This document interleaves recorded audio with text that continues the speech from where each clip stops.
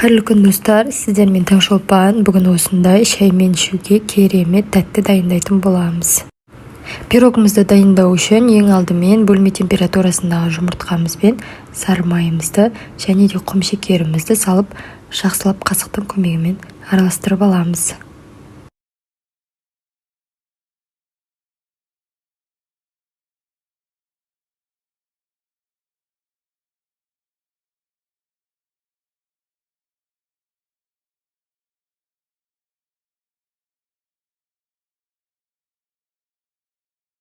Одан кейін қамыр қопсытқышымызды, яғни разрыхителімізді саламыз және де еліктен өткізілген ұнымызды салып, жақсылап қамыр елейтін боламыз. Мінекей, сіздерде де осындай песочный тесто шығу керек.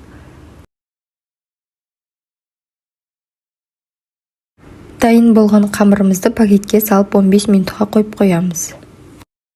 Мінекей, біздің қамырымыз дайын болды, 15 минут тынып тұрды.